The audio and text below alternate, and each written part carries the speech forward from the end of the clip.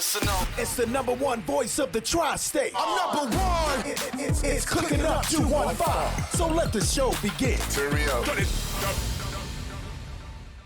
You already know who it is. It's your boy Smooth, and this is Cooking Up 215, where we get you up close and personal with your favorite artists, entrepreneurs, shakers, and move makers. And we got a major move maker, shaker, entrepreneur. My man is a jack of all trades. You get into everything, you know what I'm saying? Very intelligent. We got the smart guy in the building. That's man. I really appreciate you coming down. Sure. You know what I'm saying? You took the trip. NY, welcome to the city. Right. You know what I'm saying? In the city of brotherly love. It's amazing, man. You know, you outside. You've been building and building for a long time. Yeah. Like, I you know, I don't know if you're familiar. We do a deep dive. We go into people's past, and you've been on a journey. You know what I'm saying? You've been on a journey, my brother. Yeah. And it's amazing, though, because it seems like every day you get up and you still at it. Like, it's, you know, some people, after they do it for a while, they kind of fall back a little bit. Right.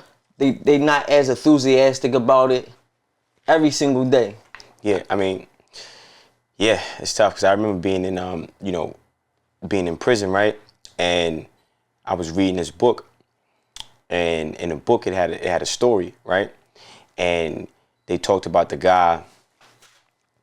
So he's digging for gold, right? And he's digging. Year 1. Year 2, year 3, year 4, 5, 6, 15 years in this cave, right? So he's like, fuck this. You know, it's over. I'm done, right? And then, you know, he leaves the tunnel. As he's leaving the tunnel, there's somebody else that looks like him that's young, right? He's like, yo, I heard there was treasure in here. He was like, yeah, man, I got some digging equipment.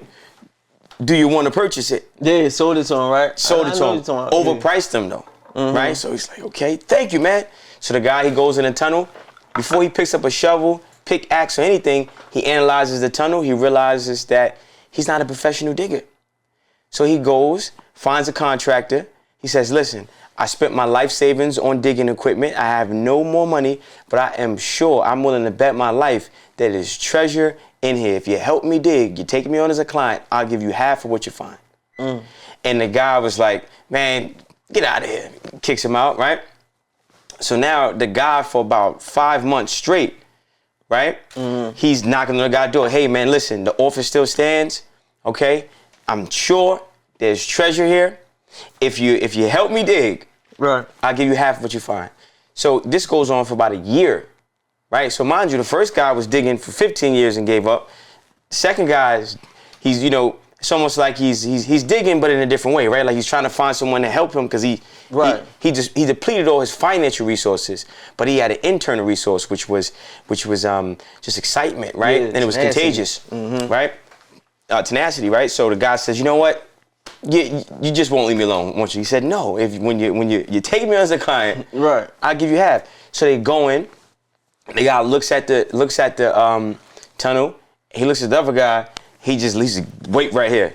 He gets on the phone. Within 20 minutes, the place is loaded, like 300 people. And they digged 2 inches in the other direction. And found gold. And found over $1 billion worth of gold, rubies, et cetera, right? So when I read the story, it resonated with me because I always knew that, hey, look, life is not a sprint, it's a marathon. And God is delayed gratification, and the devil is instant gratification. So sometimes instant gratification comes in the form of expectations. But a lot of times you have expectations without the actual experience or the actual due diligence or the actual work. Because when you actually put the work in, or you know what work is required, then your expectations change. So I just never forgot that story, right? And I knew like things take time. Right. It takes time. So, and you have to dig continuously with tenacity. You have to dig continuously with belief. You have to dig continuously with mental fortitude. You have to dig continuously with belief in God. And then finally, you have to dig and believe consistently, because that's just what the fuck you do. Facts. Right? Why not? Right? You got nothing else to do. Yeah. So that's been a secret to my persistence, so to say. Yeah. Yeah, and it's like, you know, your story is like, I guess, I don't want to say well known, but if somebody know of you, most likely they kind of know your story. Yeah, for sure. You know what I'm saying? Your upbringing. So we tend to go back a little bit. So I know, like, as a child, you was in the system, you know, early on. And even with that, do you feel like that play a part in what drives you? Like your mental and how you kind of created from that younger age going through so much? To a certain extent, because, you know, I had a conversation with my friend yesterday on the phone, and we were talking, and I was telling him, I was like, man, he was like, yo, he's like, bro, you be focused, man. Yeah. I said, well, I didn't have a point of reference for anything else. You know, you 5 years old, you're in Covenant House, you're in children's shelter, and when you get up in the morning, your parents are supposed to take you to school. My mom's going out to do what she want to do, and I'm hanging out with the older kids that's in the shelter.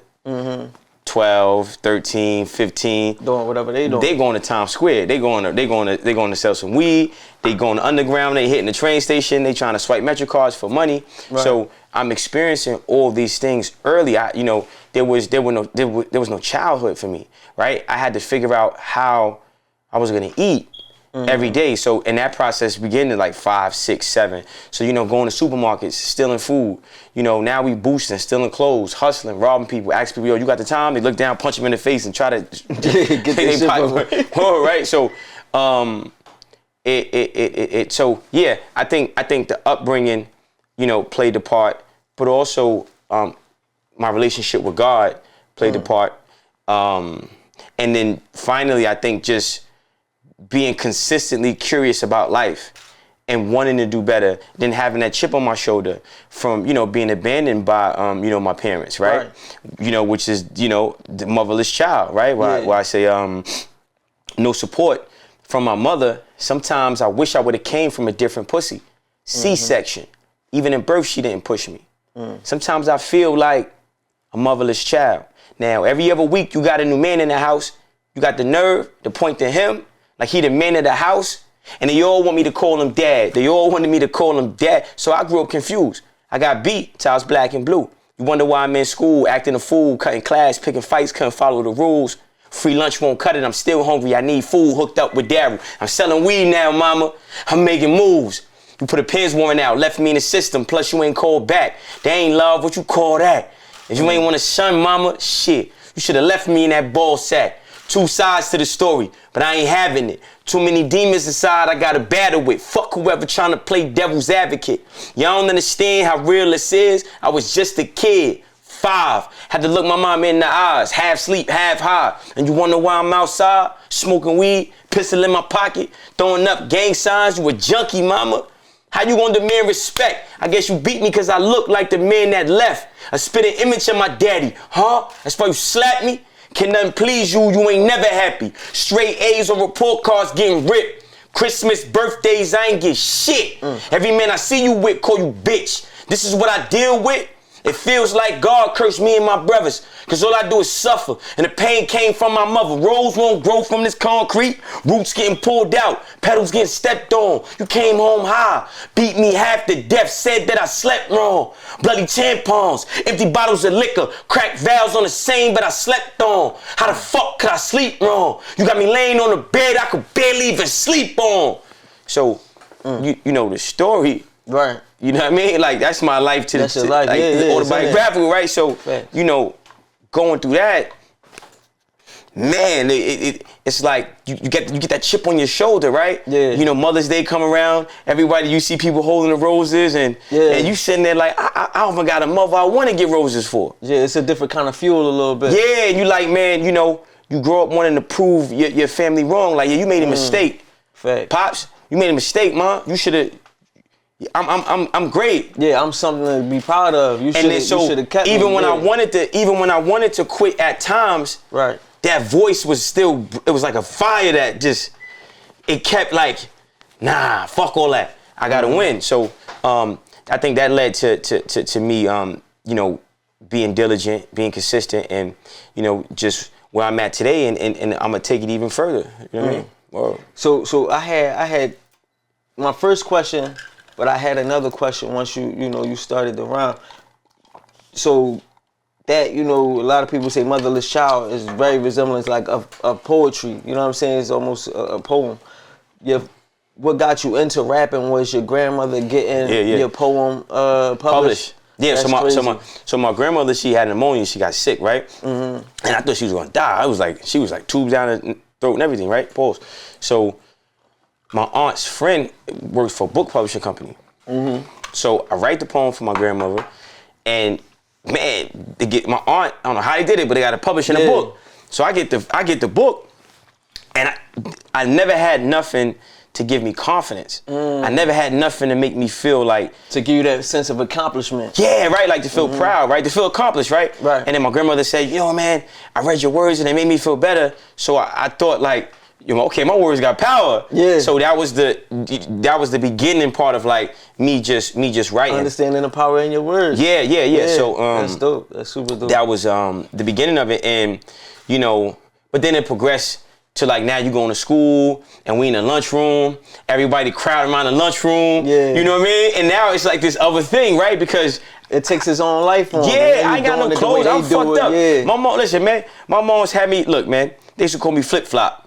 Okay, because my sneakers were so small, I had to make them like flip flops. Word, right? So I was getting teased every fucking day going to school. So when I seen the kids like rhyming, and this is what's so beautiful about fucking hip hop, man. Like none of that shit matters. It didn't matter that my sneakers ain't fit; they was too small. It ain't matter that I had, you know, LA Gear sneakers and French toast t-shirts and I'm fucked up. It didn't matter that I had Paco jeans, okay? Yeah. It didn't matter. They was just so focused on the words. Yeah, once they see your skill, that's the only thing that matters. All that other stuff disappears. And then now, it's like you in Fortnite. You a fucking avatar. How you want to look. You know what I mean? You're a whole different person. Yeah, right. So you like, yo, right? And then, but when the rhyme is over, you back there. You back, man. You know what I'm saying? So that was, you know, so I was like, man, I gotta keep this up, man. Right. So every day I'm writing raps.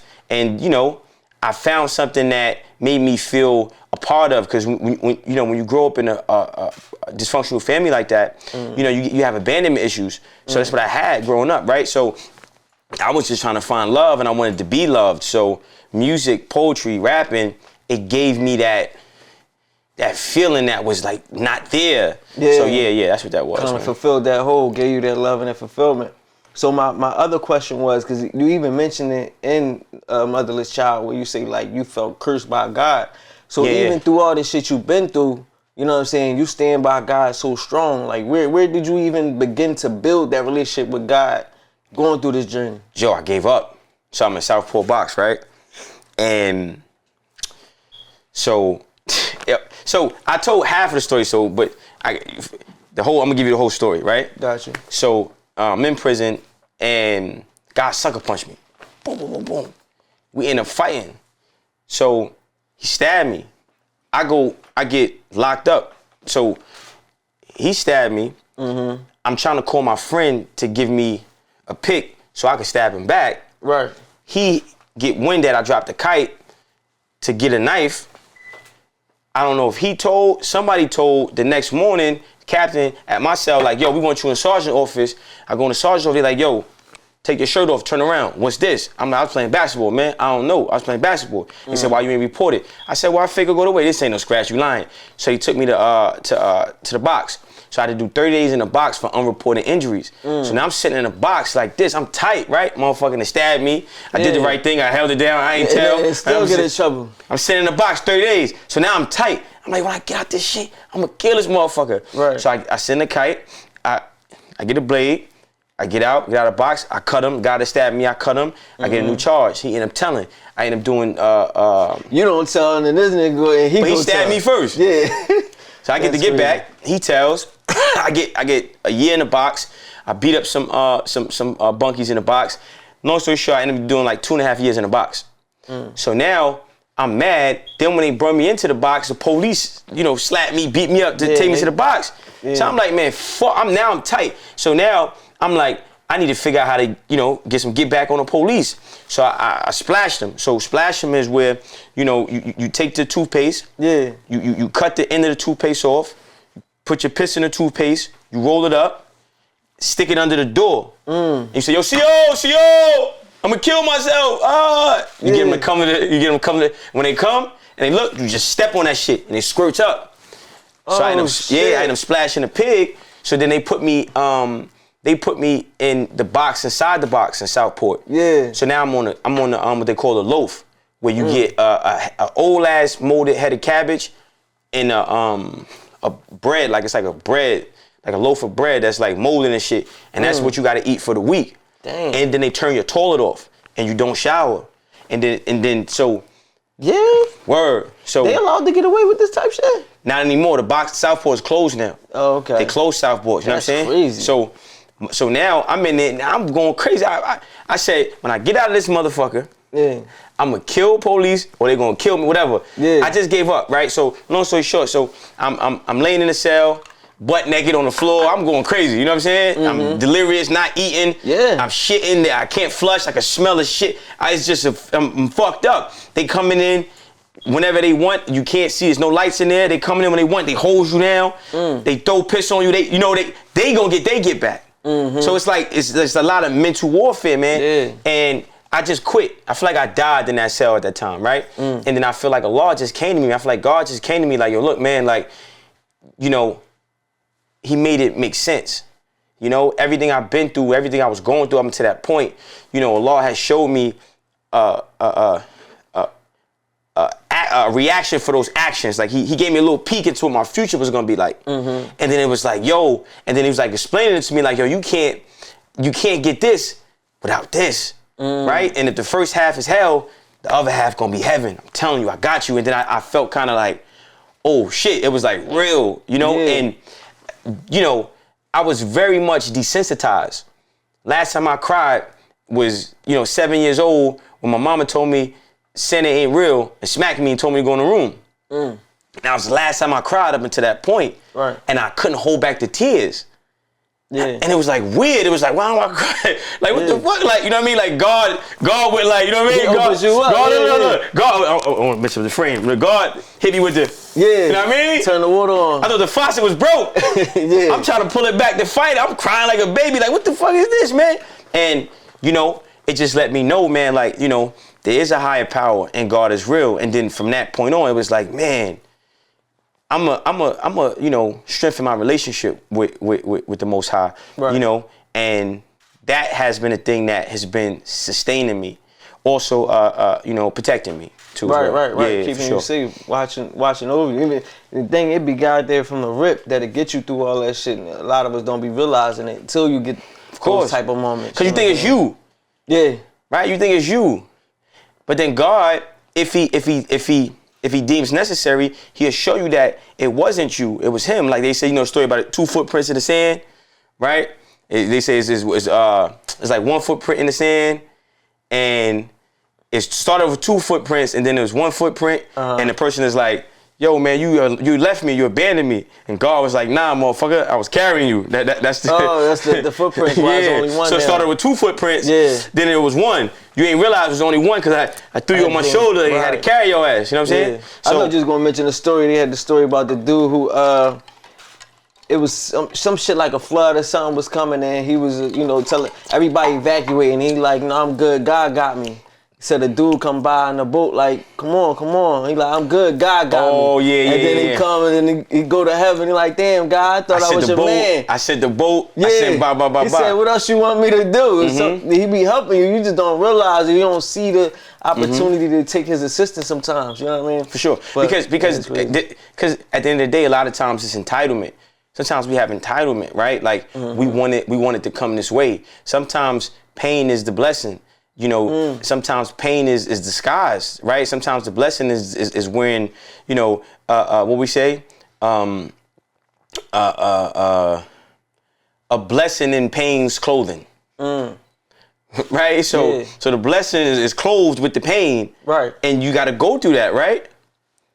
God didn't deny you; He delayed you, right? And that delay gave you the time to be prepared. Right. For where you wanted to go, for where you asked to go. But like I said earlier, a lot of times people have expectations without experience. or expectations without due diligence. So due diligence is you're going to study, you're going to find the people that actually made it to where you're trying to go.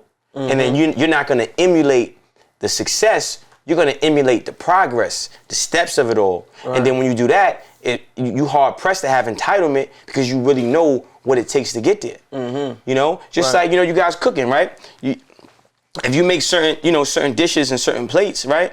It takes time. Right. You gotta put love into the food. You gotta make sure the seasoning is right, measurements, the flame is, you know, the different type of pots and different type of butters. All these things go into having a great meal. You can't just throw a stick of butter in there, empty out the salt till it breaks, and whip it. And shit gonna come out good. Here, eat it. Whoa, nah, be like, yeah, should take time. It definitely takes time. I was talking about that earlier too. Like sometimes we all want everything right now. We want to be the best we can right now from the rip. Like somebody will jump in the game, podcast game, and want to interview Kevin Hart from the rip and everything. But sometimes you're not ready for that. You gotta understand where you are to get yourself prepared for, you know what I mean, when you get up to that point. Or the journey is what trains you for that.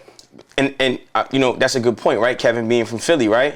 But then you got to understand, you know, you got to make it make sense. So Kevin has a company, LOL, Laughing Out Loud Productions, right? It's a comedic platform. And podcasts for Kevin to get be viewed as a media outlet to promote a product or service that he's gonna provide. Right. So if I want to get Kevin on my podcast, well, let me look at Kevin's calendar. Let me look at his target audience. And let me create a point of contact. Who works at his company that I can create a POC, get a point of contact with, build a relationship, build a rapport, and then through that relationship, you know, that relationship becomes the catalyst for a conversation. Catalyst meaning like the bridge, right? So carry you to that. Yeah, so now we having a conversation. Hey, Kev, I know you got this film coming out. Hey, you're gonna be in theaters, okay? This section in Philly, they're gonna come out. They want to see the film. I know you're gonna probably spend $200,000 on TV ads. Right.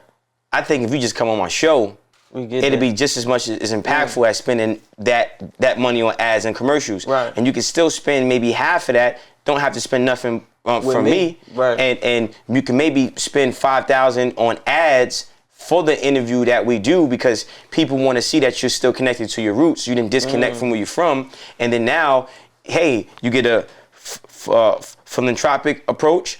It's good for business. Right, you're helping me out. I'm helping you out. Right. It's reciprocity, and then you know you have a higher chance of getting the guy on the show versus I got a podcast. Come see me. Facts. Yeah. No, you just made that thing cook. You cooked that thing all the way up. They made that thing make sense. Somebody gonna take that. They got a recipe now. And even then, it be the process that'll teach you shit like that. I'm sure you learned that along. Right. Yeah. Because you can't. I mean? Right. That's why. Look. But that's why I said you can't have entitlement. Right. A lot of times people have entitlement without experience or entitlement without due diligence. Right. Part of the due diligence is getting with somebody who has the knowledge because they have the experience, and then they can, you know, communicate that to you.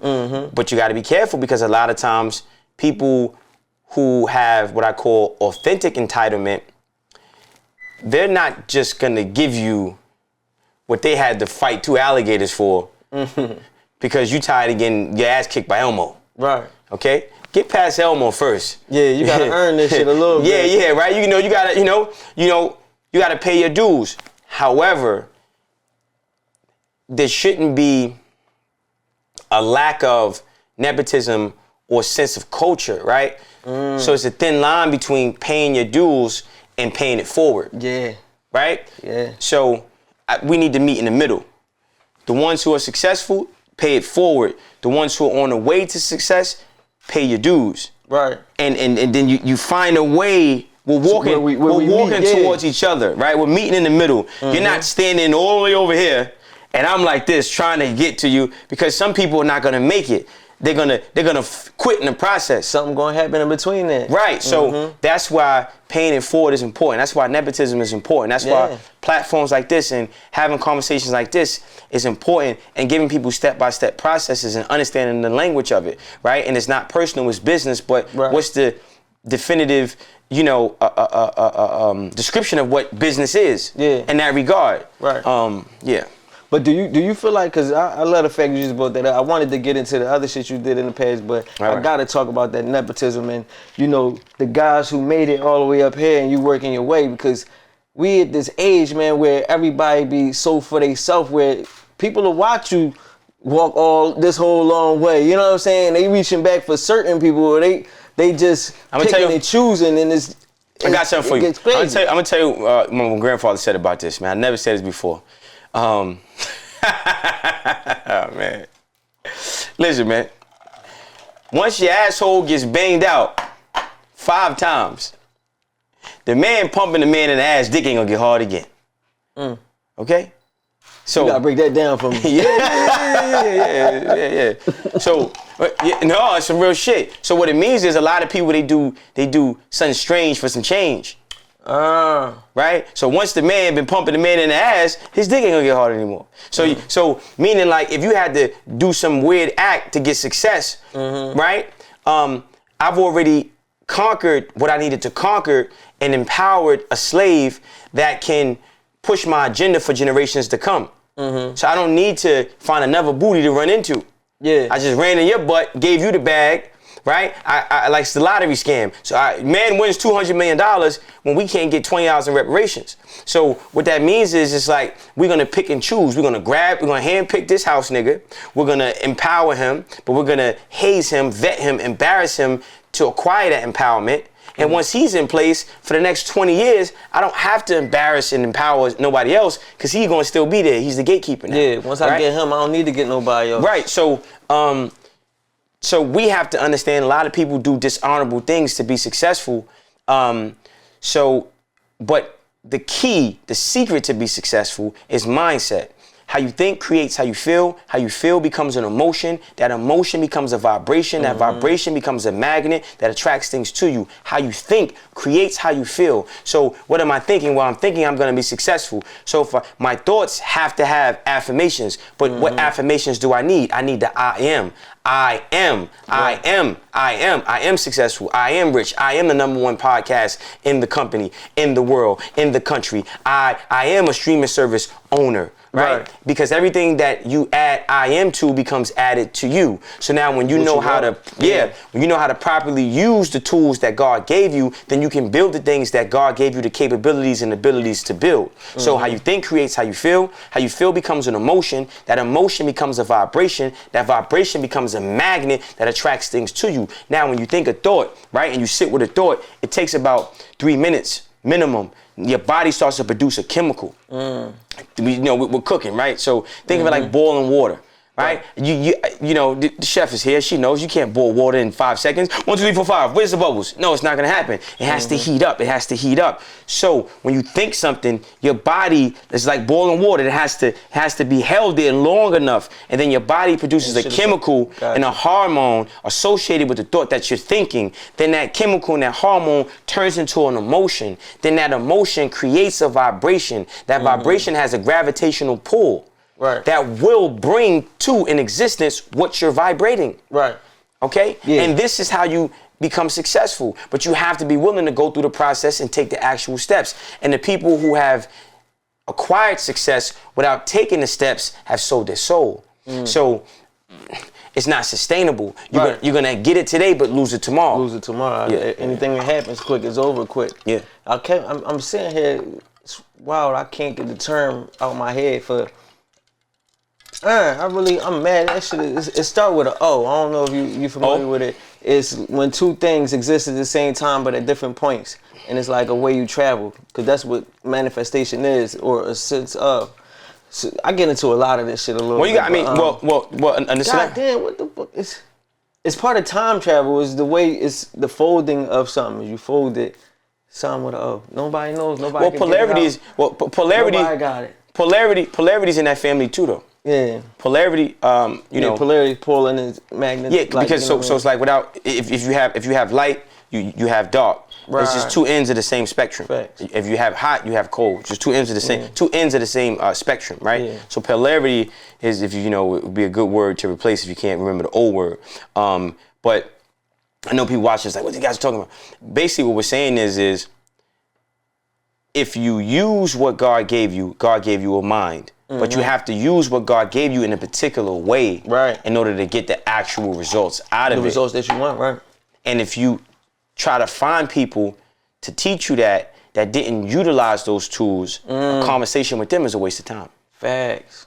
Because they ain't even get there like that. So they don't even know nothing about that. And then when you're asking, instead of bending over, body language says it all. Right.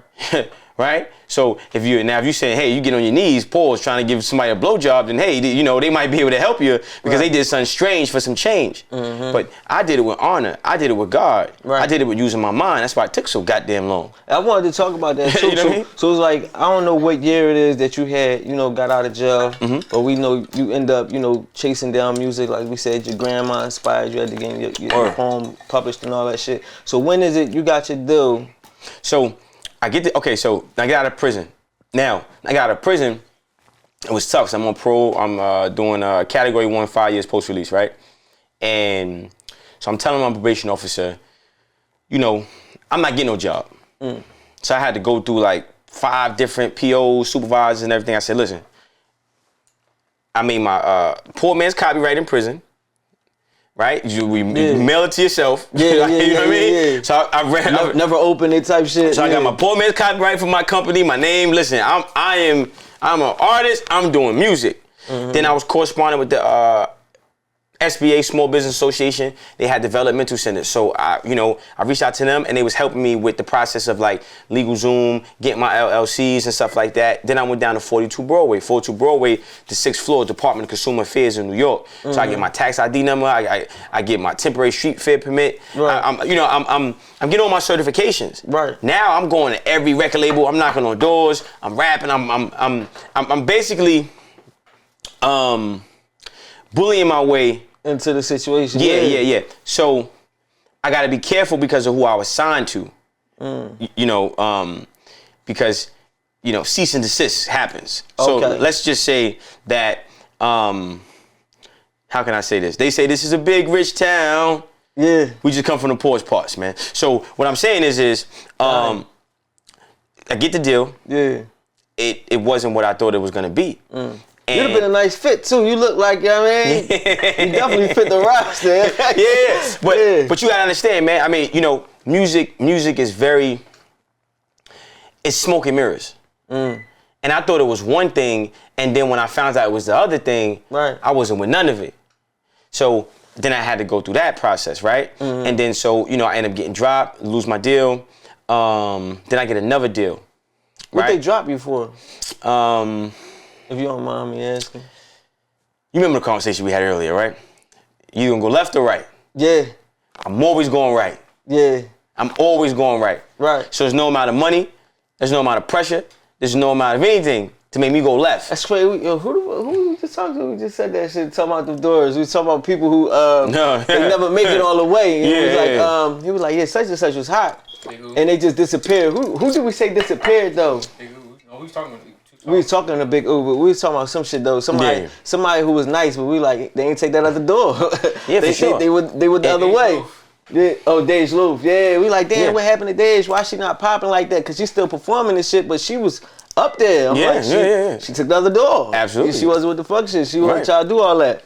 So my thing. And then then what happens is from there, I said, okay, I'm a hustler though.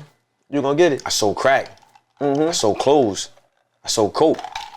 I fucking went to supermarkets and stole turkey legs and resold them. I'm gonna figure out how to get $1. Yeah. Right? So, I'm and shout out to my man Timo King. I give him credit for it. So I meet this guy. He's trying to sell me a CD. I ain't got no money. I'm mad. I'm on parole. I almost punched him in the nose, man. I was like, frustrated, right? Yeah, you just upset about everything. I was like, look, man, I ain't got no money. He's like, man, nah. He said, I was like, man, I rap too, man. He's like, let me hear something. So I rap for him. He's like, damn, man, here, you can keep the CD. So, I play the CD, and I hear it, and I go, yo, no disrespect, he wasn't as good as me. So I said, damn, if he could do it, then fuck, man, I could do it. So I went through the process of trying to figure out how to get my CD, how to make my own CD. Right. And that was the beginning processes of what I did after I lost my deal. But the thing about the door and everything, it's tricky because sometimes people think when you don't speak on it, you scared. But you got to be careful because it's like that shit is like magic and weird shit. So if you speak on certain things, you can bring that energy into your life. So it's like, it's not my job to fight the devil. God got that, right? And the devil can't, it's like you can't serve two masters. So if this person is led blind, Right. nobody could wake him up unless Allah decides for that to happen, if that's the creed. This person that's on the parallel path, the straight path, that's staying focused, the devil can't touch that, right? So what I've learned is stay on a parallel path. You know, you're not gonna sell your soul, cool. The people that sold their soul, that's their business. Hey, man, God bless you. You with that other shit, I'm not with it.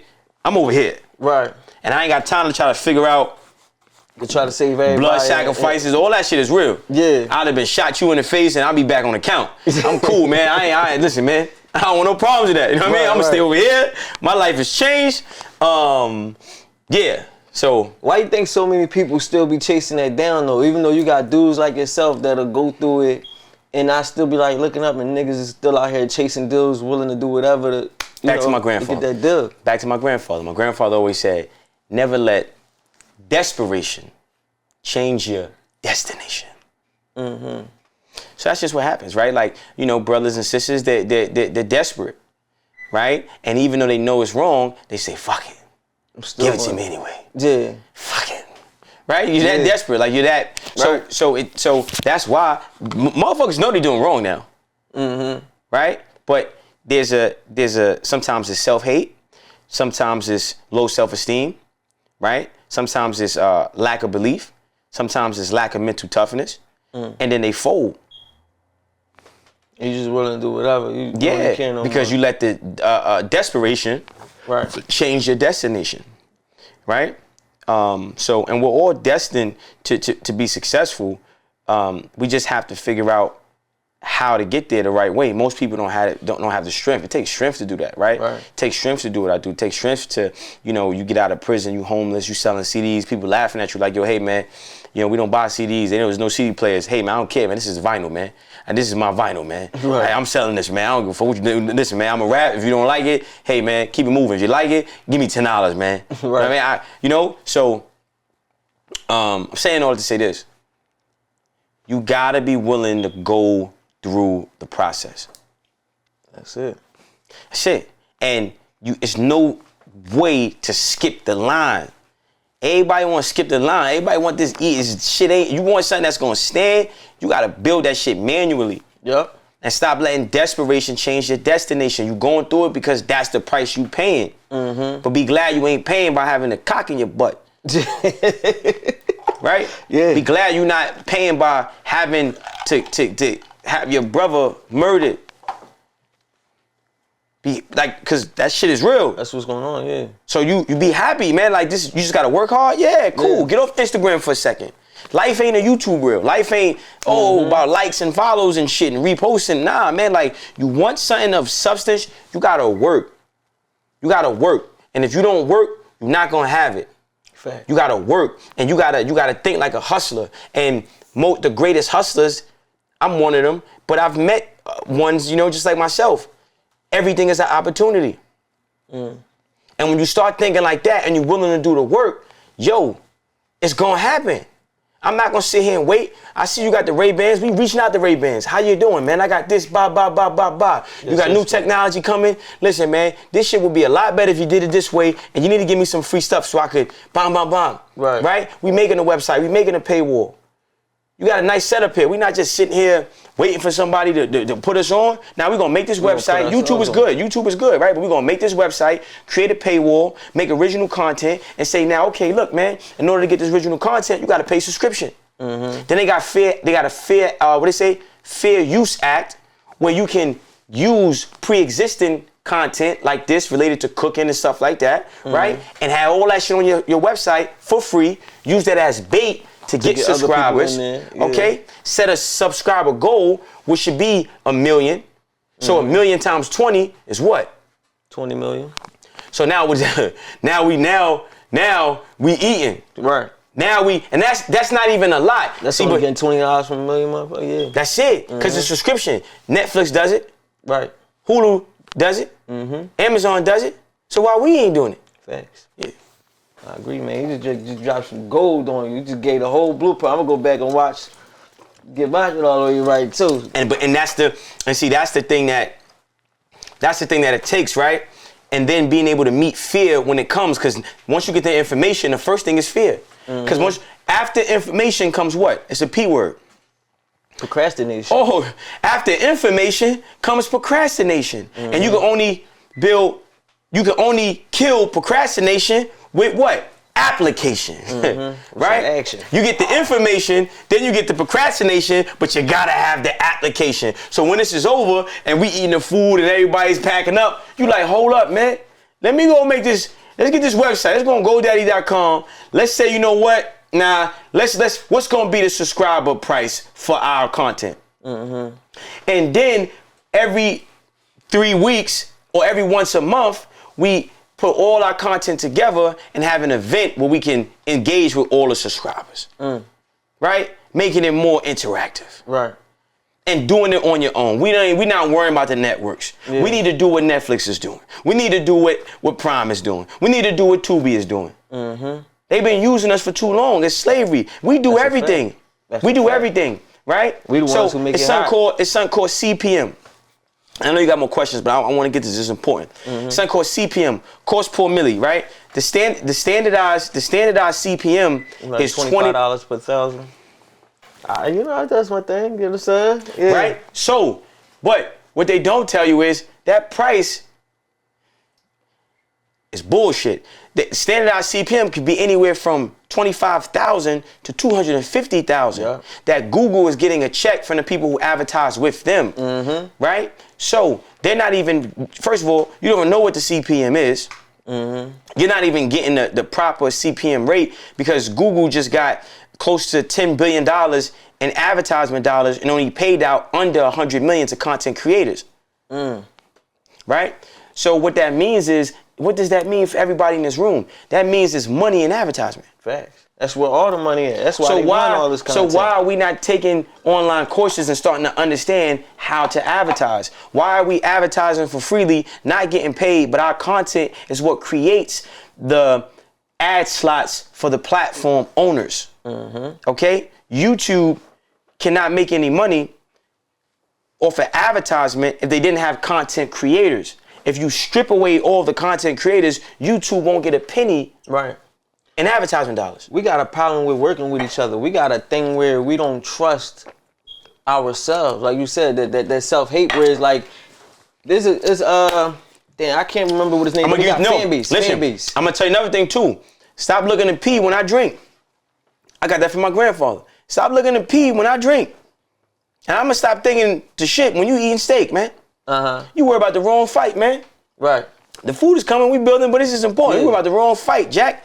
1, 2, 3, 4. I seen another lady in here, 5, and you was 6. That's enough people to build a $100 million company. Right. So don't worry about the neighbor, worry about who in your house. There you go. And when you got in this, shout out to my grandfather, man, he's the king of analogies, right? But stop worrying about the neighbor, worry about who in your house. Right now, there's a bunch of houses on the block, okay? Let me just, before we get to the food, what's your name? Weeze. Okay, Weeze. Next door, I'm done with everybody. Give me 3 seconds to answer the question. Weeze, right? 3 seconds. Right now, next door, what they watch on TV? 1, 2. I can't even tell you. What's your name? Latifah. I like your name.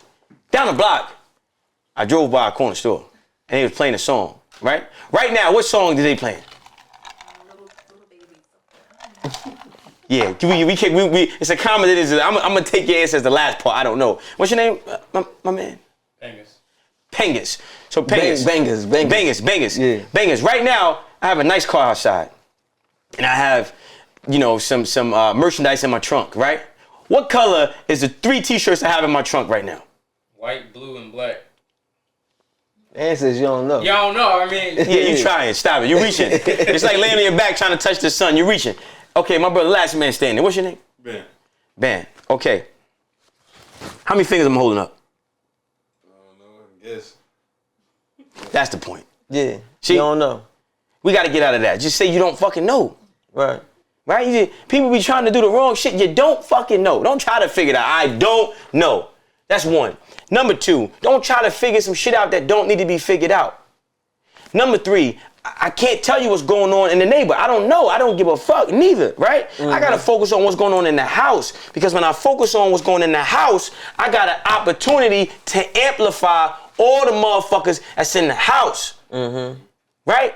And then when I amplify, world, I got $100 million company.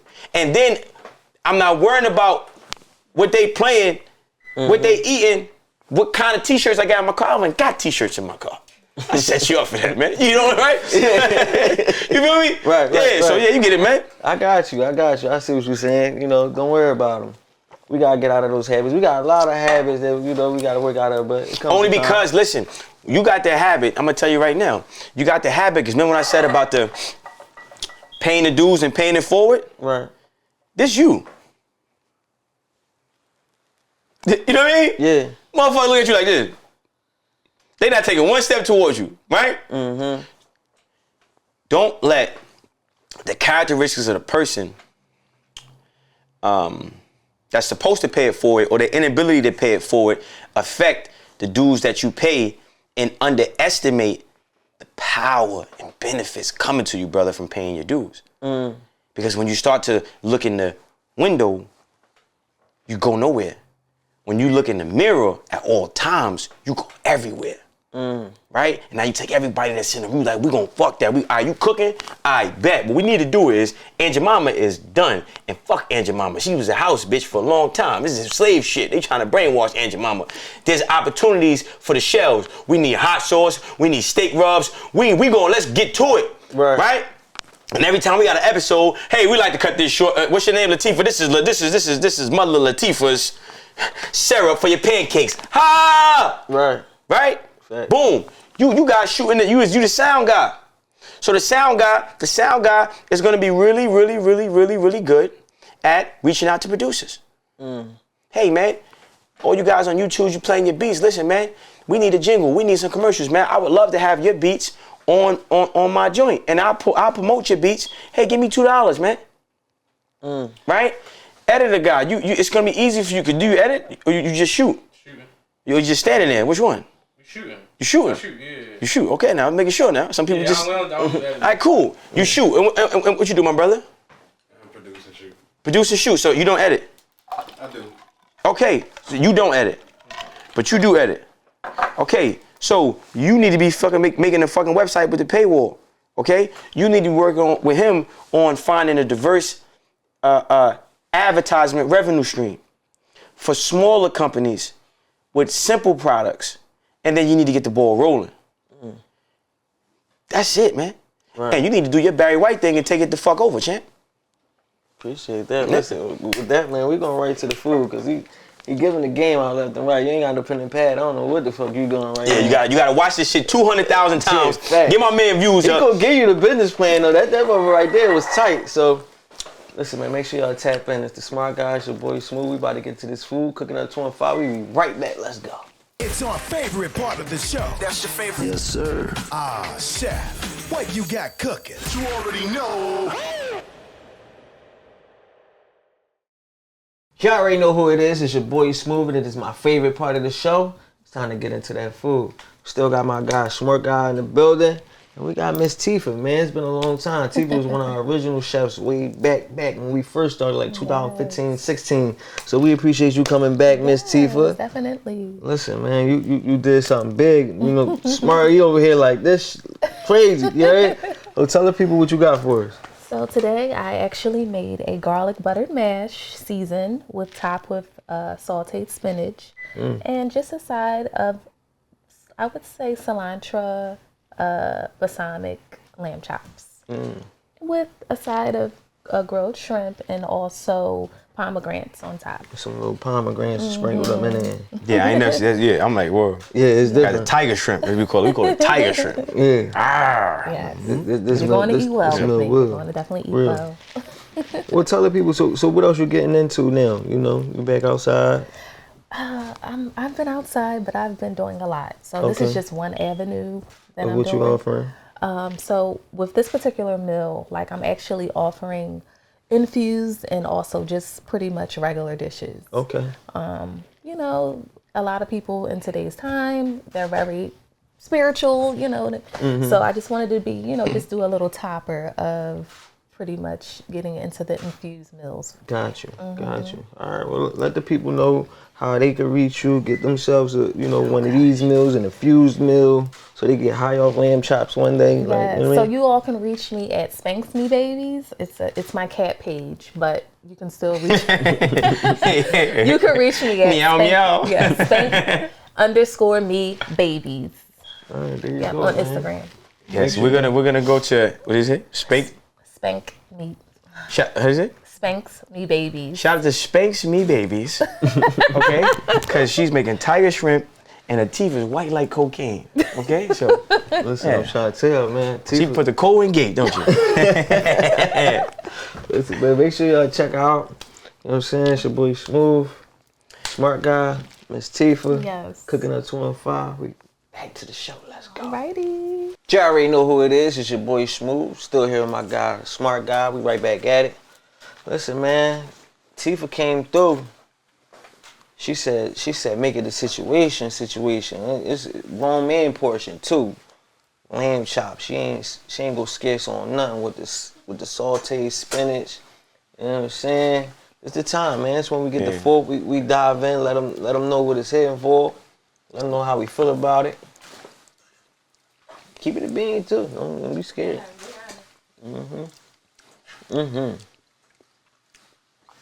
Yeah, I like the mashed potatoes. It's good. Yeah, mash Especially with- popping. Yeah. That's crazy. This is the first place I went. I don't know why. That didn't happen. And I like it with the pomegranates, which made me curious. It gave it a little. I mean, Yeah.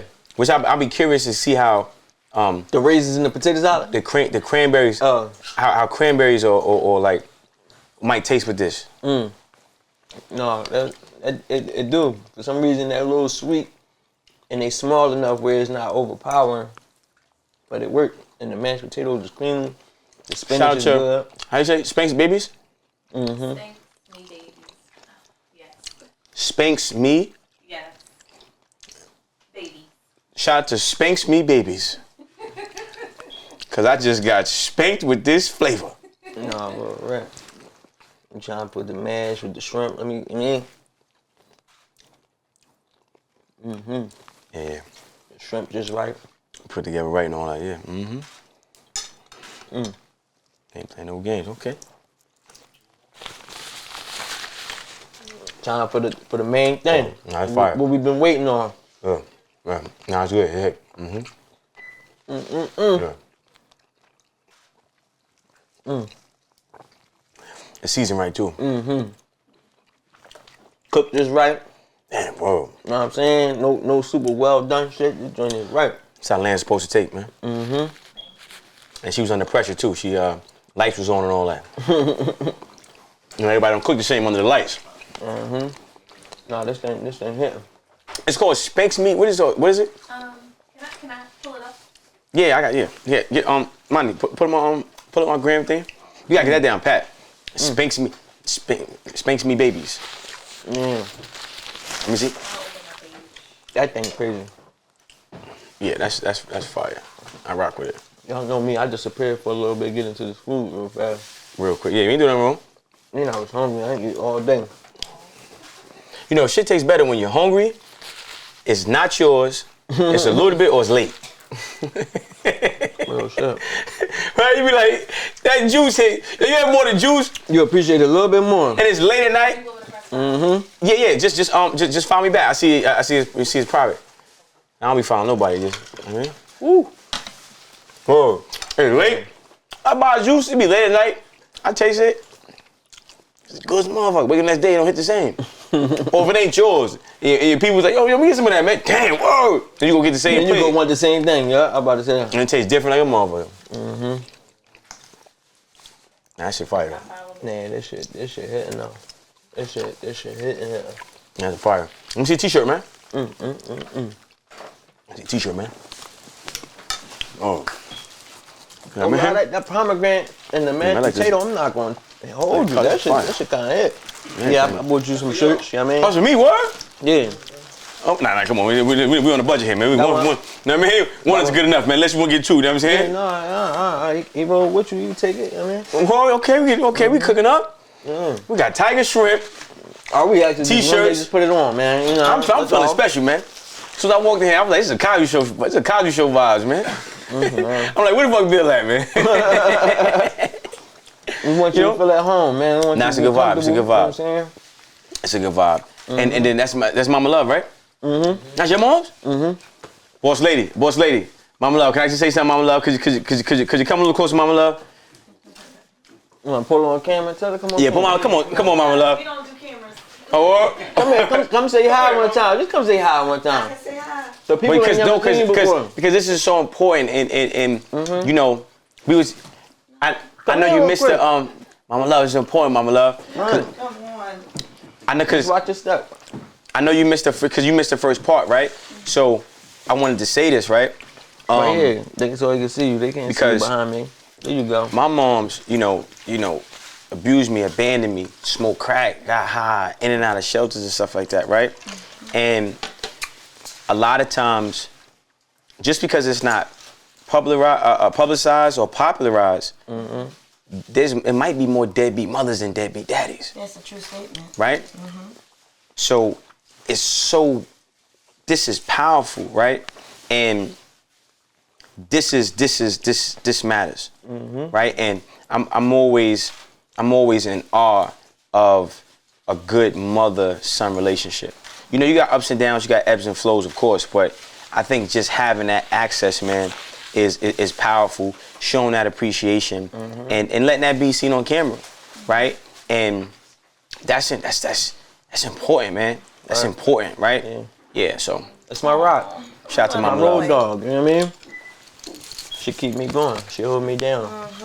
Right, you know what I mean? That's how we get down. We be popping now. Yeah, man. It's important, man. Yeah, I It's appreciate powerful. that. Yeah, no doubt. Appreciate the tiger shrimp, man. Yeah. No lie, man. Hold This shit was good. First podcast that fed me, man. I appreciate I that. I know some big podcasts too, man. We carry it different, don't we? Oh, you like, hold up, man. I just did some joint in the city. I go on the spot. You got this canned water. Shit called Liquid Death. I'm not sipping that, man. You heard that? It's a new water called Liquid Death. Wiz be pushing that shit. I'm not drinking that, man. Liquid Death. Nah. give me liquid life. Right. Liquid living, motherfucker. I seen that shit the first time in Five Below. I was like, oh yeah, they just pushing it now. They just don't even care. They don't care. And people consuming it. Yeah. And it matters too. You never seen that joint where somebody wrote some words on the glass, put some water in it, put it in the refrigerator. They put a good word on one, a positive word on one, negative word on the other, and watch out. Because the molecular structure of the water will change. It's a book called The Hidden Power of Water. Right? Yeah. So they did a real study on that. Right. So you drinking water that say liquid death. You don't think that shit got we downplay so much and think it don't have an effect when They know the science. They of it. know the things. That's why we just don't. That's why you gotta look at Wiz. A lot of us don't be open to it, or we downplay a lot of that shit when the whole time we really know it.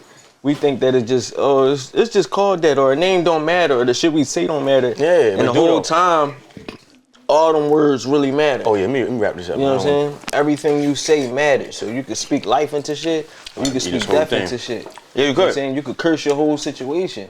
You run around, keep saying how broke you are, you're gonna remain broke. You know what I mean? And it's just part of it. It's the whole thing. Like everybody bottled it up into manifestation, but it's just the way we are designed. Where I don't know why the word just eluded me again, but it's this thing where your thoughts, though, they really take you to these places. The things you say and what you do really take you to these places. in the snap of a finger, you'll be exactly what you said. So I said my mantra, man. How you think creates how you feel. How you feel becomes an emotion. That emotion becomes a vibration. That vibration becomes a magnet that attracts things to you. So again, this is why a lot of times we have a hard time being successful because we don't know how to acquire the success. Right? So that's why you have to prophesize prosperity. And, you know, as a man and as men, we're supposed to be protectors, providers. Now, the man provides through provision. So you have to go to God and ask God intentional for provision. God gives you provision. Now you're in a position to be a provider for your family. A woman's role is wisdom and balance. But the woman has to understand not only her role, but how to apply her love, which comes in 3 phases. The first phase is informative love. So she has to inform that man that you are the protector, you are the provider, and you can get provision. But don't go to me, go to God. This is what the woman has to do. That's the first phase of love. The second phase of love is unconditional. The woman is the nurturer. The woman is empathetic and sympathetic, right? So she has to be patient, and through that unconditional love and informative love, it sets the table for the final phase of love, which is tough love, which is accountability. The problem is they condition black women to lead with the last first. Okay, so you have, you know, so I'm saying, you know, to kind of like piggyback what you're saying. What we think, how you think creates how you feel becomes an emotion, that emotion becomes a vibration, that vibration becomes a magnet that attracts things to you. Right. Now you have your moms. So that relationship with your moms makes it easier for you to receive the provision from God. And then through that relationship, that the mom is like the gatekeeper between you and God in that way, because you can go to your moms and get a hug, and that's all you need. That recharges you in a whole different way. And then now when you go on to God, you get the provision. Now you taking care of mom. Right. And that's the natural order of life. Right? So it's very important for us to have these conversations as a culture, and take the proper approach. Right? And even the you know, the queen, you know, the chef, she came, you know, having the confidence, staying consistent because you're great at what you do, right? And making sure you get just due because you're great at what you do. Yeah. That's a fact. Let's talk about you, man, and all the things you working on. I know that you boxing. Yeah. Which is, and how long did you want to become a boxer? Like, at what point did you decide I want to be a boxer? Yeah, it was crazy, right? I never in a million years thought you'd be trying to become a boxer. Or thought you would be a boxer. Yeah, because I was always fighting in the street, always fighting in the system, right? I was always fighting, so that was like regular, right? Right. But like to box, I'm like, yeah. I mean, I like the movie Rocky, you know what I mean? But you know what I mean? But I get in a beef with this boxer, and he talking crazy. So you know, my first instinct is, man, listen, I'm gonna find you in the street. Yeah. I'm gonna grab you by the head, poke you. Like, I'm gonna really whip you out, right? Right. He like, nah, we gonna go in the gym. I'm like, you gonna go to the gym? You know what I'm saying? Yeah. So I ain't stupid. I'm like, I ain't gonna put no gloves on and. Like, nigga, you do this. You do this, right? Yeah. So I'm like, all right, I'm gonna train. I'm gonna kick your ass, but I'm gonna train. Right. And you know, I'm an extremist. If I do something, you take it all the way there. I'm all out. I'm getting up in the morning. I'm running. I'm dieting. I'm shadow boxing. I'm going at this. And mid training, it became less about the guy and more about the craft. And then I started to get good, and you know, going to certain gyms, and you know, then the guy that I initially was supposed to fight me didn't want to fight me. You done got sharper now. You put some word into it, some time into it. Yeah, so that's how the boxing, you know, initially, and then it was like I wanted to be great because I used to play basketball, and I was really good at basketball, and prison kind of curved my NBA dreams. So I said, I got to be a professional athlete. That was on the bucket list. So I said, you know what? I'm doing this. And it's working. And it's crazy, right? Because I guess like sometimes rapping helps me explain shit, right? Yeah. But like I said, Granddaddy died, cremated. I watched him turn to dust. I fear Allah but then it's pistol where I put my trust. I left prison with a plan. No, granddaddy died, I watched him leave, that shit won't go away. In his life, you will be tested. That's what they always say. But even if you pass that shit, sometimes that pain won't go away. Hollows in that effing, duct tape when I load the K. I got the devil at my door, but can't no demon take control of me. Angels all around, I think of law before I go to sleep. Every breath I take a blessing. I'm right where I'm supposed to be.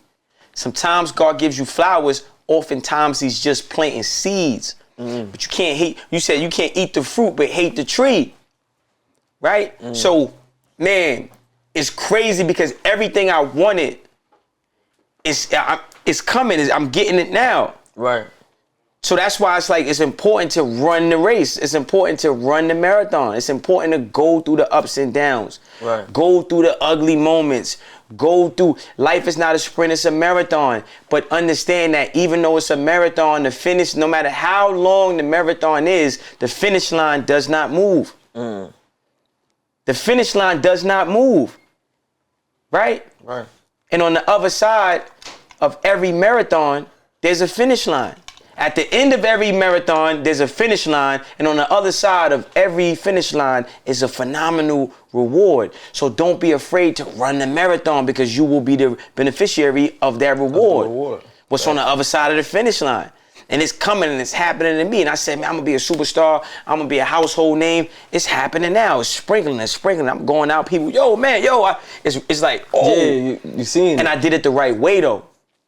Facts. Took the long route. I didn't bend. Yeah. I didn't fold. Facts. I didn't compromise myself. I didn't do nothing. I didn't care. I didn't care how long the marathon. I didn't care about, okay, I'm burning this bridge. And, well, if me saying I'm hungry and I want to eat and still have my principles and my manhood intact is gonna burn this bridge, then burn the bridge because I ain't gonna never cross it. Right. You know what I mean? Yeah. That's a fact. So, man, you know, it's just like you guys been talking about it. Now it's like, okay, let's really turn up and then go for it. It's different. It's like, I'm gonna use boxing for instance, right? You got people that throw the jab, right? They throw the jab like this, right? Like a flicker jab, right? Then you got people that throw the jab and they close it and they throw it. Then you got people that throw the jab and turn it over, right? They turn it over. Right. They turn it over, right? And they really, you know what I mean? That's how you gotta fight life. Can't go in there pouring and going to knock you the fuck out. Yeah. That's how that's how you gotta approach this. It's the tenacity you gotta have. And you have to have confidence. So the next point I want to say, which is important, is make your content calendar. Your content calendar is all the content you gotta create from Monday to Sunday. Make your reinforcement calendar. That's the most important thing because you gotta identify what motivates you, what triggers you, right? Like I'm pretty sure if you seen a crackhead smack your moms, man, the interview's over. We gonna grab some forks. We gonna fix you up on this block. Yeah, we outside. Right? But that's the trigger, right? Like, so you gotta identify things that make you turn up, and then consume those things in a mature, controlled way. Raise your level, and then get to work. And for every goal you set, right? This is your reinforcement calendar. Right. You need to assign a particular set of motivation for the goals you set because you're gonna need it. Because when you go down to B&H and you like, hey man, I'm trying to get these free cameras, you need to be on one. And you need to know they got new cameras coming out all the time that's never been tested. So you're gonna be like, I'm on one. You're gonna need it to reach out to producers to get them to give you beats, to start showcasing beats and paying for advertisement. You're gonna need it. You're gonna need it if you say, hey, I'm gonna take this, put this in a hermetically sealed thing, start packaging this thing up, and create my own catering delivery service. Uber Eats, right? Like Uber Eats, right? But I'm the Uber in the eat, right? You're gonna need it, and you being a being a spearhead, being an anchor, you're gonna need it too, because it's gonna be that test, right? Right? Are you gonna sell out, or are you gonna keep going? Because once. And I never understood people to sell out because it's like, if you leave me for dead, like I just told you, I'm on the phone last night, right? Instagram looking at a girl that I used to like, right? And I'm on the phone talking to her. But in my mind, I'm like, if I wasn't where I'm at, you never would have reached out to me. Yeah, we would not be on And this phone right now. and I'm waiting because my memory is like an elephant. So I'm just waiting, and I'm like, yeah, remember you left me on scene, blah, blah, blah, blah, blah. No, nah. Fuck you, lose my number. And I hung up and blocked her. I did. I thought y'all had a good conversation. No. You know, and because it was like, I guess I'm realer than most, but I feel like when you work hard for something, everybody want to ride in a limo, but nobody want to ride in a bus. Bro, I'm gonna be bigger than Tupac one day, bro. I promise you, bro. This shit I'm leaving, I'm a digital hieroglyphic. For real, bro. Like this shit, that's why I'm talking this way. I'm leaving the legacy, bro. Mm-hmm. This is legacy. I'm building legacy, bro. I'm not. Right. I'm on a different mission. So I'm not gonna let people that didn't see the mission 5 years ago come around now. Like, people stay close enough to you to make you feel like they're a part of your success, but further enough away from you, so they gotta contribute to your success. Yeah. You wasn't with me shooting in the gym. Bitch, you was just in the gym. You get it? You was just in the gym. And they'll still I'm shooting, but you was just in the gym. So you mistake. No, you wasn't. You didn't grab a basketball. You ain't get a rebound. You ain't give me no water. You was just in the gym, smiling. That ain't good enough, man. You had a pocket full of money. You knew you ain't had no water. You had extra water in your trunk. You ain't help me out at all. You just in the gym smiling. Yeah. And then you be successful. Yo, remember me? I was in the gym with you, man. I was in there. Yeah, you was just in there. I saw you when you did that. You ain't get the rebound. You ain't buy a basketball. When I fell, hurt my ankle, you ain't give me no ace-band rap. You ain't do nothing. You was just in the gym watching me shoot, watching me go through everything. And then when I got successful, you tried to use the memories that I remember to you being in the gym as some type of entitlement that you get. No, fuck you. Fuck you, man. And then you wrong when you feel like that. No, I'm right. After I went through all that. No, you know, that's how they look at it. That's how they treat you. No, they know they wrong. They feel like, oh, you tripping, oh, you acting different. Yeah, I owe you shit. You watch me. You know what I mean? You don't show no I love, drove, listen, don't man, do nothing. listen, I drove damn near 3 hours. Right? I had to do an interview before I came here. So I did an interview. My manager like, yo, man, listen, the guy is, I don't want to run my media, bro. My manager just tell me where to go. Because it got too much. So I got people that, in a minute, I might not even hold my phone. He about to make calls for me. I don't want nothing to do with it. Just tell me where to go. So that's 3 hours here, but 3 hours here means what? 3 hours back. That's 6 hours, man. You putting in the work. I'm about to go to London. I got a TED Talks. I'm moving. I'm building it. I'm putting in the work. So you ain't gonna come around, shorty, because I'm moving and you think I want to fuck you. Listen. For all you, is this camera I'm talking to right here? Which one? This one right here? This is a close up. For all you gold digging, booger having, syrup in a booty, $5,000 just got an income tax check spent on your body having bitches. You will never get a penny from me. I don't go to the strip club. I don't make it rain. I'm not buying you a fucking bag. I wouldn't even buy you a bag to pack the groceries from Target. Them shits is 10 cents. I'm not doing nothing for you. Nah. You don't deserve nothing. You will get nothing. And all for the fellas watching this, man, a fool and his money will soon part. Be mindful. Be mindful. Stop letting a woman use you. Put yourself first. A lot of men out here, they run behind these broads. They go to jail for them. They get killed for them. You go to jail, she sucking the op dick. It's real. You go in the coffin, she sucking the man that killed you dick. You go broke, she fucking your older uncle. God damn. Nah, Stop putting a happy man is God's plan. We're not doing this 2024 happy wife shit anymore. Happy wife, happy life. A happy man is God's plan. Happy man, we make it happen. Give you a motherfucking miss. I felt like, wait, now I'm keeping it. I don't understand how to do it. Look at that Zion. You got all this money. You over there. You fucking with the bark bowl, the bark blower and a gun guzzler. Glizzy gobbler. You gonna impregnate a glizzy gobbler. You got all this Nike money, man. You know, some niggas, they don't never. This is what they was wishing for, hoping for. Yeah. They never had it. bundle of Britney. It's different when you never had it. Them dudes who never had it, this their first time experience, those be the ones they be getting. You know what I mean? She done licked his balls, licked his ass. He turned came all on the way face. out. He turned all the way out. Yeah, they going in. Yeah. We been banging chicks on the roof, man. He's like, right here? Yeah, baby. You gonna suck me off right here? Yeah. He's like, oh my, I'm special. What you need, baby? 200,000, daddy. Been pulling Mason Camerons. Yeah, man. Fuck out of here, man. You know what I mean? We ain't stupid. So it's like, I look at Bundle of Britney. She was a joint back in the day. Worked the Hooters. Cause I scrolled down her, sometimes you gotta scroll down. Gotta go all the way to the... It's always that 2016 pick, man. If you know, you know. That 2016 is something special. That 2016, 2000, you know what I mean? That's right before it was like a bang and a boom after that. Like bro, it was certain females we had on this show, 2016, a year later, they whole different people. Word, You know what I'm saying? It's like a spell you got. It's like Cinderella, and the clock hit a certain time, the shit turned to a pumpkin. 2016 was that cutoff. I'm looking at Bundle Breeze now. It's like she's smoking meth, man. She looking nasty, man. And the dude in the NBA, he getting her pregnant. You got all this money. Even Diddy. You know how many Cassies he could have found in Bangladesh that he could have paid for that wouldn't have said nothing? Listen, I wasn't an advocate of paying for pussy, man. But if you ain't got no game, man, just buy it, man. Fuck it. No, I'm serious. That's a fact, though. No, listen, real. just pay for it. Yeah. You know what I'm saying? Just pay for it. Have your fun. Keep it moving.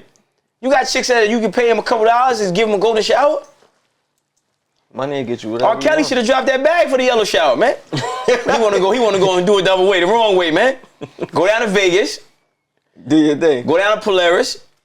Ones who know. You know what I'm saying? Go down to the Rhino, the strip club. You know what I mean? Tell one of them white joints, listen, I got 30,000 right now. I'm gonna do what I want you for 3 hours, okay?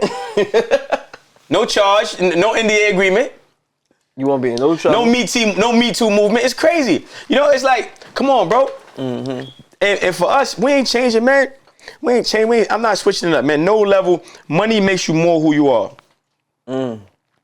So I don't get it. Like money make. I'm not going. When I make $50 million, I don't need a chef. I'm shopping myself.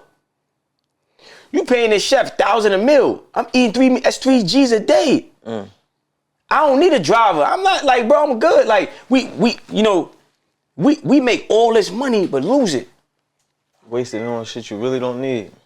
You know what I mean? So it's like, that's why you always gotta have like non-yes men in your life. You need no men in your life. People to keep you grounded. Yeah, tell you, man, you tripping, man. Yeah. You know what I'm saying? That. I'm in a Louis store. I get paid for a feature. I'm in a Louis store.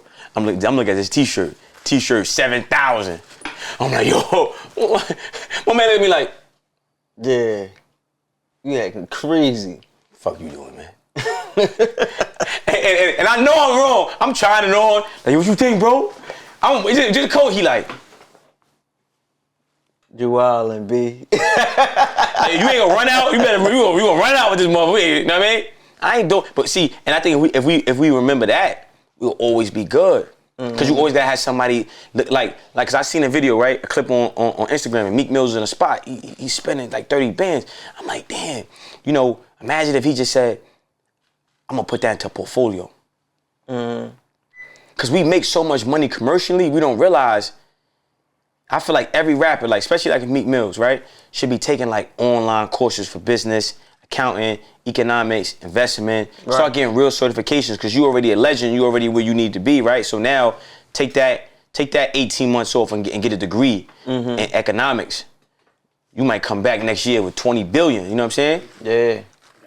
It'd be the crazy part. My mind always been so entrepreneurial, and the shit I be thinking about, it'd be like, I don't be understanding how people don't be having hotels, or, you know what I mean? Because this the shit I would do. So if you able to go buy this and buy that, right. Why you ain't just go, start that? Because money makes you more who you are, right? So when you making money, it's tough because you isolated, but not isolated. You outside but inside at the same time, right? So you lose that. Like you like, I just spent $300,000 on a watch.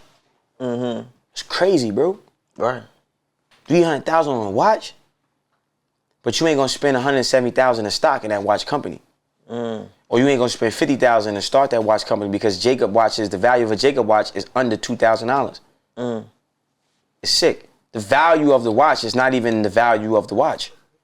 So why the fuck you value the watch? That's because the intrinsic value. You know what I'm saying? Ain't that what they call it? Intrinsic value? And that's What is bullshit. it? Do people. So if they you put told on me, so you told me this watch is valuable because you said so? diamonds. So and all why I that can't shit. say so?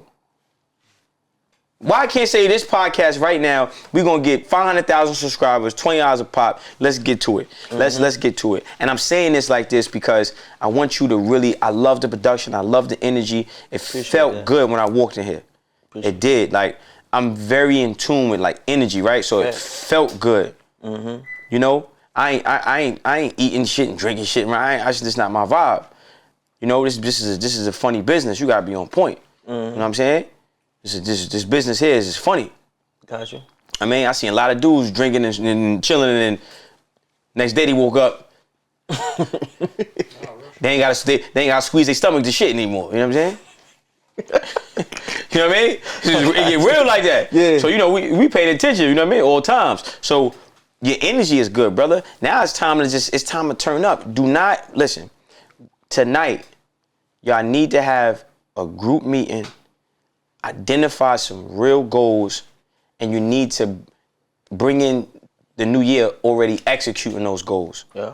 Throw caution to the wind. It's just like fighting. You see a guy, he getting his ass beat, his belt was on the line. Bro, you already getting your ass beat, bro. Go for broke, man. Right. Go for broke. Like, it's because it's the same. What else is there to lose? Yeah, like, You already know. I remember, I sparred, right? I sparred this guy, right? This heavyweight guy, right? Was this the one in Mexico? Nah. Damn, oh, you in tune. Yeah. Damn, you in tune, man. You in tune, right? And I'm preparing to go out there. So I'm scared. I'm like, damn, I'm hearing that they, you know. So I'm like, all right, fuck it. I tell the heavyweight, I'm about to spar. I said, look, man, put on 10-ounce gloves. Because, you know, heavyweights fighting 12. So I said, put on 10-ounce gloves. Fuck it, put on 10, I mean? And I remember being so scared. I was like scared, you know, I'm like, he got 10-ounce gloves on, I got no headgear on. I'm like, oh shit, this shit real. But then in the back of my mind, I'm like, if I was in jail, I wouldn't even care. Promise you, it's just like weird. I wouldn't even. Yeah, like, no, but that's real though, because niggas saying? get into a fight with no problem, bare knuckle. Yeah. But if you tell somebody put on gloves, you about to it's punch like me in my psychological, face. Yeah. He hit me, cracked my shit. Boom. Let's go. I was ready, right? So you never know who you are until you put yourself in a situation to be who you are. I don't know that by getting stabbed in prison. I got stabbed in the head, bro. Stabbed in the head, stabbed in the back. I really did 30 days for not reporting my injuries, right? And I'm young in prison, so I didn't know. I was scared. I mean, I got sucker punched. I didn't want to fight the guy. Big stupid man. I didn't want to fight him, but I knew I had to. Because if you don't, now they grabbing at your booty. They going in your locker. I'm like, man, listen, bro. I'd rather die than live like this. Fact. I'm scared now. I ain't want to fight him, but I had no choice. You gotta do what you gotta do. Maybe, and I'm gonna keep it real. Like, if nobody's seen it, I probably would let it slide. That's how scared I was. He sucker punched in front of everybody. You know what I mean? It was like, damn, bro. You really in that position now. I'm like, maybe if you'd have caught me in the bathroom, I probably would have been like, you know what I mean? I didn't know. And then we fought in the shower. He hit me with the plexiglass. So the plexiglass, it's like a knife, but you can't see it. Hit me, boom. Hit me, boom. I'm like, damn, this motherfucker punch hard. Then I step back, I see the light. I see he got a knife. The plexiglass, I'm like, they ain't really you, it's that. And I became, you know what I mean? And then I became like that's when I knew I was a warrior. Blood down my face, all that. And I beat the shit out of him and took the knife from him. But I was forced to be in that position. I didn't know I had that in me though. But when I got put in that life or death situation, it's either me or you. It ain't gonna be me though. You know what I'm saying? So sometimes you gotta put yourself in that life or death situation because breaking an old habit feels like life or death. Right? Taking your company where it needs to be taken to feels like life or death. But you gotta go through it because you're stronger than what you think you are.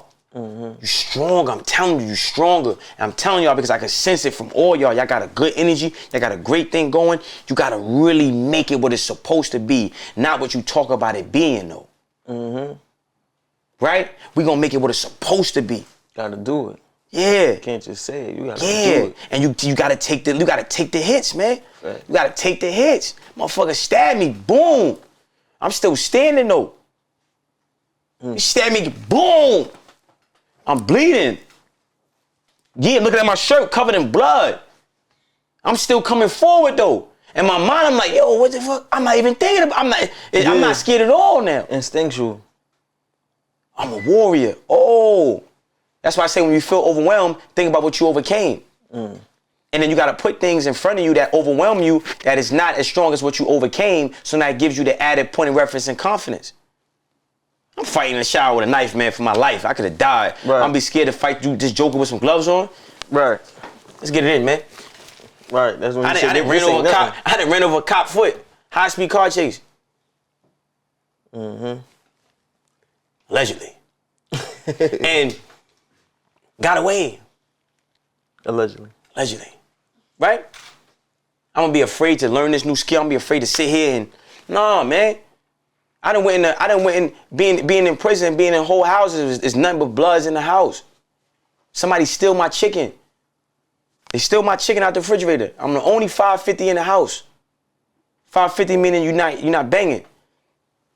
They pissed at me. They take my chicken. Somebody steal my chicken. We on the count. The CO was checking the other spots. Well, no, everybody. I'm like, yo, who took my chicken? Whoever took my chicken, you can suck my dick. I'm the only dude in the house that's not a blood. When the count over, I take everybody's chicken out the freezer and I piss on everybody's net bag. And I pull my knife out. I'm gonna keep pissing until y'all tell me who took it. They gave him up. I stabbed that motherfucker. I stabbed him till my arm got tired, my man. So I'm not gonna sit here and I know what it's like to be in situations where people fold, and I never did fold. I never did, bro. So how I'm gonna get to business and fold? Right. And then if you haven't been through that, you don't have to go through that not to fold. Have a conversation with somebody who's been through that. And it can tell you how they did it. Yeah. It's a switch. It's a I don't give a fuck switch that you just turn off. It's a switch. That's how you give a fuck. Cool. Let's go. That's how it's done. You got a knife. I don't fuck it. I don't care. You just gotta turn it off and just get to work. And shit, we're gonna let the shit fall where they fall. If I'm still standing, I guess I'm meant to be here. Right. See? But we gonna find out. We gonna find out though. We gonna find We out. gonna find out, Jack. We gonna find. We gonna find out, Joe. Yeah, we gonna find. See, that's the thing. And you gotta have that. You know what I mean? We gonna find out though. Yeah. Netflix got this many subscribers. We got to find out, bro. I'm not gonna. I can't be on my deathbed with a coulda, woulda, shoulda, or what if. Yo, that's the worst thing, bro. That's the realest worst shit. And I don't think we even think about the fact you got this one life. You know what I mean? This shit is over, bro, when it's over. Like this shit is over when it's over. And I don't think nobody be thinking about that. Everybody be cool and content with the little shit. You know what I'm saying? We living mice and shit. West Philly, like I'm at a pissed off moment right now because I don't like my surroundings, honestly. Right. You know what I mean? So I can't be content with certain shit. But I gotta move a certain kind of way. But look what they don't tell you. Same thing they didn't tell people living in Brooklyn back in the 80s. Right? Why are you waiting for somebody to gentrify your neighborhood when you can gentrify your own neighborhood? Why are you waiting? They can't do it yet because it's like Monopoly. No matter how much a motherfucker breathing in air, it's not going, everybody still breathing. Right? It's nothing but opportunity in Philly. So why, I don't care about the violence, the crime, the murders. That shit happens, man. It is what it is, man. But there's a lot of things available that we need to solve. Okay, look, boom, let me go solve. Property is cheap. Shit is cheap and people don't want to buy it. You don't want to look back 20 years from now and be like, damn, I should have bought this block. Could have bought that, yeah. Fact. Because I got family in Brooklyn, right? He'll tell you, it's my blood brother, right? Let me tell you, Gates, Bed-Stuy, like Gates, Bro, that was a block you was not walking down, bro. As soon as you walk in, they beat you up, rob, they shoot. It was crazy. I drove by there one day. I ain't been there in years. I drove by one day. This shit look like a, what the fuck? They got lights, people walking dogs, white people. Nobody, what the fuck? I'm like, what's this? Yeah. Right? So the key to that is understanding contractor companies. We need more black contractor companies. We need to understand electricity, plumbing, brick and mortar, landscaping. Because now when we have those skills, we don't gotta wait for somebody to gentrify our hood. We can gentrify our hood ourselves. Right. And then create schools and institutions that teach those trades and start building up the community, because we already own the community that we live in. We need, yeah. We don't gotta buy it. We already own it. So people don't even think like that. Because when they come gentrify our hood, the Jew man comes with a briefcase of money and he go finds the mama loves, the grandmamas, the big mamas, and give her money, and they give up the properties. But we already own it already. Yeah. You know what I'm saying? It's already, so you got a big opportunity too, being in Philly and you in media. Right? And you're not trying to, you're not advocating, you're applying. Now, letting people know the plan, you just executing. Right. Snatching this corner store right here, this building right here. Before you know it, you got a whole portfolio. Right. You gotta play the long game. We talked about that, right? Instant gratification, right? Delayed gratification, instant, delayed, right? You gotta think 20 years up the road. We don't think 20 hours up the road. Yeah. White man thinking 20, 40, 50 years ahead. They go beyond their lifetime. That's their whole thing. They thinking about when they grandkids outside. Yeah. What they gonna have. So we gotta start thinking like that now. And we can. And I said this on another interview. I was talking about like, hey, we gotta stop being so behind in the times. Right? We gotta think progressively, like, okay, what does this, we innovators, we made the pyramid, we made psychology, we created mathematics. We gotta think innovative. We gotta force ourselves to think what we can think. You got it already. So just put it in motion. And like I said, you'd be surprised what you could put in motion, bro. Yeah. Okay? Yeah. All right. I really appreciate you, bro. I want to talk about, before you get up out of here, No Label Tour. Tell us about that. Yeah, oh man. It's been a success. I got 2 more shows left. So the tour it's just been in seminars. I've been, teaching, teaching, Giving us game. Yeah, teaching our people how to use their subconscious mind. That's what I've been doing, right? Like that, how you think creates how you feel. How you feel becomes an emotion. That emotion becomes a vibration. That vibration becomes a magnet that attracts things to you. I'm teaching neuroscience. Our brains produce neuromelanin. Like our brains, it's melanin in our brains, right? Right. And it's liquid. So we have these things that God gave us. We're the closest fruit to on the tree. Right. God being that tree. Right. And being that we're the closest fruit on that tree, we have the highest nutritional value. We are gods and goddesses. Right. And when we understand who we are and the application of who we are to our lives, that's when it changes. And no one can do that for you but yourself. Yeah. And you're expecting someone to do it for you in the form of the white man, but he's the furthest fruit from the root of God's tree. He's trying to stop you from doing it. Right, because he can't do it. You see? And his annihilation, he feels, is connected to your elevation. So they want to protect against white genetic annihilation. So they're never going to give us anything. We have to do for self. We have to do for self. And this is kind of like been my life's work, right? Up until this point. Like, like teaching us how to set these goals. You got a podcast, cool, but let's get a radio station. A radio tower, minimum is 40 G's. You on Spotify? Great. Let's build our own streaming service. A satellite is $10 million. Right. Okay? And we need to start having collaborative, collective economics.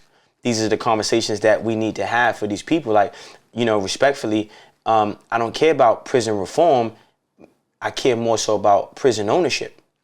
Because if we start owning the prisons and not trying to reform the prisons, then we can the rules. Yeah. Create the rules. We can create to where it's really a system where you housing niggas because he is a true menace to society.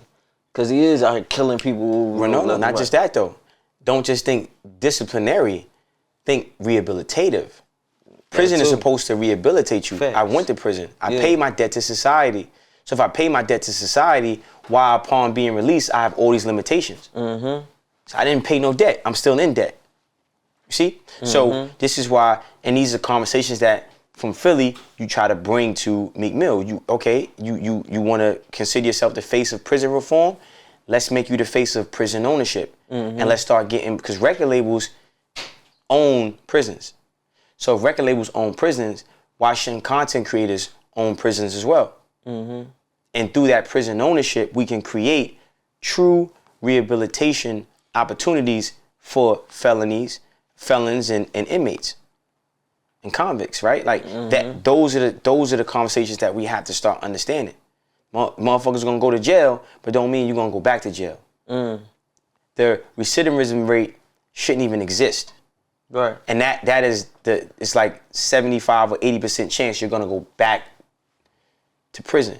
But if I went to prison in the first place, I should come back a new man. I should have got it figured out the first time. Yeah. Right, but I didn't because it's not designed that way. Yeah. Right.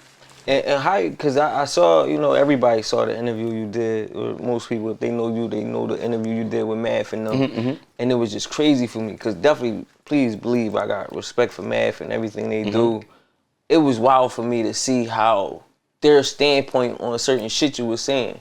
Yeah. That was hard for me, because I'm always that one of them dudes in the room when you giving that game and you surrounded by everybody else who choose to be blind and want to remain blind, so they try to make you look crazy. And then even it's like with the laughs and shit, like, y'all really, like, you really gonna try to make me seem like I'm wild. Wow. Makes you look even wilder to me, cause it's like, damn, you that deep in it. You know what I'm saying? Yeah. You that deep, you that fucking stuck in the matrix. You exposing yourself. Yeah. Now I gotta look at you crazy, cause I don't, you don't. We But Mace too told me far that. apart. Mace told me that. I ran into Mace, and I think Bloomingdale's, and he was like, "Man, I just love how you was just sitting there and you didn't even." Yeah. You held your composure. You had a dead serious face, like. Yeah. It was hard for me with the guy with the afro, That's the real. because I was just Math ain't really say too much, but he showed that he wasn't in the same understanding. Because the thing about Math is, Math do goofy shit, but Math is it's like bittersweet with Math, because I've seen Math personally do real shit off Right. camera, Yeah. right? I can't erase that. Right. But I've seen him do fake shit on camera. So it's like, I'm like, all right, cool. The old guy, I don't know you. Right. You friend. Like, I know, like, you talking about you, like, bro, you sell bricks and all that. No, you don't. You from where? Like, from where? Where you from? Like, because I ain't never I seen had a you life. before. I had a life before this, bro. Right. I never saw you, bro. You, and the way you talking, we'd have robbed you. We'd have killed you. Like, We don't look the same. It don't match. It don't represent what you're saying. Yeah, like, I get what you're even if you a wolf in sheep's clothing, know what I'm saying? The sheep clothing fit you too good. I need to see a piece of head hanging out or something. You know what I mean? You not saying wolf in sheep clothing? Yeah. That shit fits you. The clothing fits you too perfect, man. Custom made. Ain't no, what I mean? Yeah. Ain't no fangs under there, man. You really a sheep, man. Get out of here. Right. So that was the only part that was hard for me. You know what I'm saying? It was just like, bro, you dropping the knowledge, and then, like, if so many people listen to try to prove wrong versus listen to understand or get the knowledge out this shit, it would just be like, man, people really be blind to what's going on and not understanding and seeing the way out sometimes and understanding how we really can get out this shit. That feeling of what you were saying, like, where they trying to make you, accept responsibility for some shit that you shouldn't be responsible for, that you couldn't have done to yourself, that is hurting you. That is fucking you over. You know what I mean? Because motherfuckers just tell you all the time and act like, because I've been through shit. So it was like, when I got booked, when I came home, it was like, I guess what I got booked for, it was like the ultimate thing where businesses, nobody would fuck with you. Nobody wants to deal with you. Like, and no matter how, like you said, oh, you got good energy. I could talk. I'm a great guy. I come in, they tell me by the end of the interview how they want me. And then tell me how they can't because now my record. So it's just like, when somebody tell you, you just gotta do better. The fuck you want me to do? Yeah. They chopping me off at the knee every time. I'm coming in look, with check it out. everything they ask me for. Yeah, you There's get out. nothing more I could do. You do your time. You don't. Your debt to society supposed to be paid. Mm-hmm. Come home, doing 5 years post release. Maybe do 5 years of post release. I'm not no fucking sex offender, no goofy motherfucker like that. Mm-hmm. But what I'm supposed to do? Like how? Like you say, do better. I'm already working. But so the thing about, and then you're a bozo, so you can't even tell me how to do better. How do you do better? By changing your mindset and not having expectations for someone else to do what you got to do for self. Mm-hmm. Then things start to change, and they change fast. Right. So he could have said that, but he didn't. It is what it is. But if I was telling somebody, hey, you got to do better, you got to think differently. You got to start, okay, I don't have no chip on my shoulder. I don't have no limitations. I am free. I'm not nobody's property. I'm not no slave. I'm not no nigga. I'm not none of that. I'm a God. And this is how I'm setting my table from now moving forward. For myself, for my family. I'm going to make, by this time next year, I'm going to clear probably 50 million, bro. Like, my mindset is like, I'm not, oh, you got to set it here too. It's just going to be, you're going to play that back. You know what I'm saying? Yeah. We do part 2, you're like, damn, Smart said it. Yeah. You still gonna have my number too, man. You know what I'm saying? 50 million hit. I mean, hey, like, yeah, that's how I go. But because I know the universe will give me what I want. Yeah. You understand you're the creator. That's it. And once you understand that, ain't no limitations, man. Shit, man. We gonna leave it there, cause that's what y'all need to hear. That's what motherfuckers gotta understand, man. Once you understand that you're the creator, you can create your environment, what you want, and get out of life what you want. That's all I needed to know. Once I understood that, it was over. You know what I'm saying? Yes. Mm-hmm. It changes everything, and then it's just like you said, don't worry about the neighbor. Cause the neighbors around this motherfucker is crazy, weird, on all type of shit. They don't understand nothing. Some people want knowledge, some people don't. Worry about yourself, get you and yours right. But man, I really do appreciate you coming through. You dropped a lot of fucking game and jewels. For sure. So, you know. Had to cook up on Cook Ain't Up no way you ain't getting nothing out of 215. this. Yeah. He's in this motherfucker cooking, I had to chefing cook up on Yeah. 215. Listen, man. The young bull. It got real. Let the people know where to follow you. You know, you got 2 dates left for No Labels, so it's probably too late to grab. Matter of fact, this ain't even gonna drop yet. So Oh, yeah, that's gonna be done. NoLabelsTour.com. Yeah. 917-907-3687. Call me. I'm there. NoLabelsTour.com. My Instagram is _TheSmartGuy_.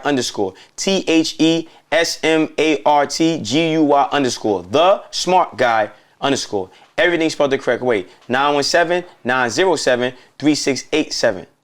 I'm never too far, and I need to be close. Listen, man, the Smart Guy, it's your boy Smooth. This was a hell of an episode, man. So make sure I'm gonna ask you my next interview too, man. Listen, man. I got you. I appreciate that. I got some. Make sure y'all like, follow, subscribe, show that love. That's Cooking Up Louis 215, best podcast in the bitty. Let's go.